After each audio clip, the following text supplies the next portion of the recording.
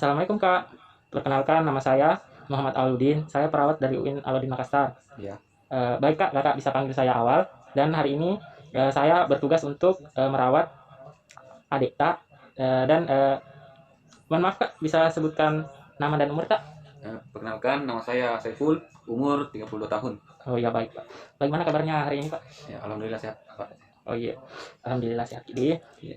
eh, jadi begini, bagaimana perasaan Tak Kak terkait dengan ini adik Tak saat ini? Eh, ya Pak, saya sedih juga sih melihat kondisi adik saya sekarang. Cuman begini Pak, ada masalah. Ini adik saya cepat sekali marah. Ya. Kalau dia marah, sering dia pukul ibu saya. Kadang juga kalau ada temanku yang datang di rumah, kadang dipukul, dilempar. Jadi saya nggak enak, Oh iya. gitu Pak. Baik, jadi begitu dia keadaannya adik Tak sekarang. Iya. Mana Kak? Maksudnya apa kendala-kendala apa yang dirasakan atau yang dialami saat merawat tuan Kak adik Tak Kak? Masalahnya ini Pak, karena saya sudah capek untuk urus ini anak. Karena cepat sekali naik emosinya kalau ditegurki, langsung saja marah, kayak begitu nih Pak. Jadi saya tidak tahu mau bikin apa. Oh begitu Pak Di. Iya saya paham kondisinya Pak. Jadi sih kalau kondisinya seperti itu Pak, sebaiknya kita ngobrol atau bincang-bincang terlebih dahulu mengenai kesehatan adik Tak. Dan saat ini Kak, maksud saya jangan sampai Ki merasa apa Di, merasa jenuh, merasa kayak kita biarkan saja adik Tak begitu Kak, karena kasihan juga Di kalau kita tidak awasi, tidak kita tegur Ki Kak, bahaya juga untuk keselamatan di lingkungannya, untuk adik Tak juga nanti kalau sering Ki marah baru suka Ki pukul orang Kak Di. Terus di sini saya untuk lebih supaya kita lebih paham Kak dengan gangguan jiwa atau penyakit yang diderita adik Tak. Bagaimana kalau saya di sini akan membahas cara-cara merawat dan perawat adik Tak Kak. Bisa? Ya, berapa lama Ki bisa nanti nih Pak? Maksudnya waktu Tak berapa lama? Ya sekitar 20 menit lah Pak. Oh iya Pak, kalau tidak mengganggu Pak Di, baik kita bincang-bincang selama 20 menit. Di mana bagus ini Pak tempatnya? Di sini atau di mana? Ya di sini aja Pak. Oh iya, kalau begitu di sini saja Pak Di. Nah, terus baik Pak, izinkan terlebih dahulu saya bertanya dulu Pak. Tadi kendala-kendalanya itu Pak bisa kita sebutkan kembali saat merawat di adik Tak. Kendalanya Tak yang dirasakan atau yang dialami pas merawat adik Tak. Ini karena saya terkendala di masalah, saya kurang paham ini cara merawatnya Pak. Oh iya. Ya, jadi mungkin Bapak bisa jelaskan ke saya. Oh iya Pak ya. Baik Pak, untuk mengatasi masalah yang Kakak alami, terlebih dahulu Kakak di sini harus paham tentang penyakit yang diderita adik Tak. Kemudian sebaiknya juga Kakak beserta keluarga yang lain belajar tentang bagaimana cara merawat keluarga Tak, karena khususnya adik Tak tadi, karena adik Tak ini membutuhkan perhatian khusus supaya tidak melakukan hal-hal yang membahayakan keselamatan diri sendiri maupun orang lain yang ada di lingkungan sekitar kita Pak. Jadi saya kira seperti itu. Terus saya juga di sini akan menjelaskan mengenai tanda dan gejala serta proses terjadinya perilaku kekerasan yang dilakukan adik Tak tadi Pak. Jadi seperti ini Pak, adik Tak ini mempunyai penyakit yang namanya skizofrenia paranoid. Di sini Pak, adik Tak mudah terpancing emosinya dan bisa melakukan risiko perilaku kekerasan Pak. Seperti tadi, kalau emosi tiba-tiba mau memukul atau sembarang mengamuk atau bagaimana, itu kan biasanya seperti itu kan Pak. Dengan keadaan demikian, maka adik Tak ini masalah kesehatan yang dialami itu, kalau di dunia kesehatan biasa disebut, untuk para medisnya bisa disebut perilaku kekerasan.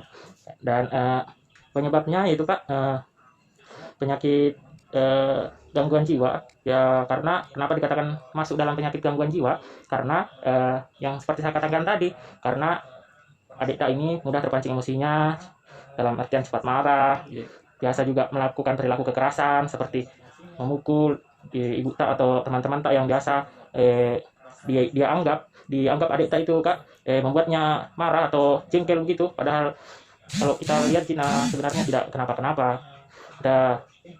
Dan hal ini memang sangat membahayakan Pak untuk orang-orang yang berada di lingkungan kita Pak, dan juga adik tak sendiri kalau selalu begitu maksudnya perilakunya. Terus saya jelaskan juga tanda dan gejalanya itu Pak. Tanda dan gejalanya yang biasa dialami kan biasa cepat terpancing emosinya, gampang marah, terus berisiko melakukan tindakan kekerasan seperti memukul, kayak tadi kakak bilang maksudnya memukul ibu tak atau teman-teman yang biasa datang. Dan juga saya lihat di sini waktu perawatan kemarin adik tak juga sering masih sesekali berkelahi sama teman seruangannya, dan juga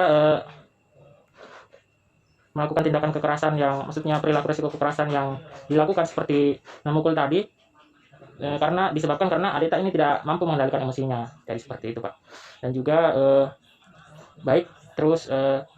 karena adik tak ini sering marah dan sering melakukan risiko perilaku kekerasan seperti memukul dan sebagainya, jadi ini merupakan bagian dari masalah gangguan jiwa yang mungkin lebih bagusnya kalau kita diskusikan lebih lanjut lagi bagaimana cara merawatnya dan cara memutuskan perawatan yang tepat Pak. Dan mohon maaf sebelumnya Pak, ada berapa anggota di dalam keluarganya Kak? Yang tinggal di rumah ada 3 orang, ibu saya dan adik saya. Oh iya Pak Di. Ya. Jadi saya harap Pak kalau nanti sudah untuk perawatan adik tak ini Pak, kalau bisa keluarganya juga dikasih tahu cara perawatannya. Kan kebetulan keluarganya tidak ada di rumah, jadi Bapak kakak sendiri. Jadi mohon dimintai kerjasamanya supaya nanti proses penyembuhan dari adik tak ini prosesnya maksudnya cepat dan kembali sehat seperti sedia kala Pak Di. Oh, iya. Baik Pak. Jadi di sini cara merawat adik tak yaitu dengan latihan relaksasi pernapasan Pak. Yeah. Di situ kalau misalnya sementara emosi suruh atur napasnya dulu, dan usahakan untuk melakukan olahraga bersama-sama dan bersih-bersih rumah yang bisa dilakukan adik tak. Tapi jangan dipaksa Pak Di, semaunya saja maksudnya. Jangan kita selalu suruh-suruhin, nanti marah Ki. Nah, terus juga coba untuk kita kan kakaknya Kak Di, jadi untuk lebih dekat lagi untuk bagaimana caranya kita supaya ini adik tak bisa kita ajak cerita mengenai masalah yang dialami dan lain sebagainya, supaya supaya kita tahu masalahnya yang dialami adik tak ini kenapa, atau ada masalah apa yang dialami. Terus bisa juga maksudnya kita ingatkan juga untuk ibadahnya Pak Di supaya lebih rajin Ki baca Al-Quran, ketika marah disuruh Ki istighfar atau berzikir, supaya adik dalam emosinya tidak terlalu mengamuk atau tidak seperti sebelumnya Pak Di. Terus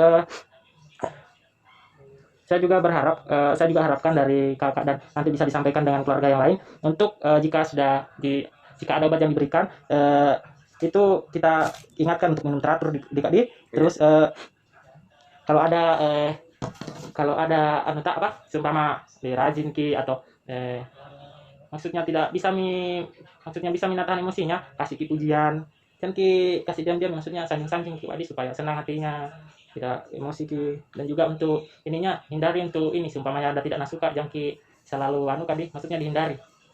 Terus Bapak juga di sini bisa mendapatkan pelayanan kesehatan jiwa secara teratur. Bapak bisa bawa ke puskesmas atau rumah sakit umum, rumah sakit praktek, atau bisa juga dibawa ke dokter Pak Di.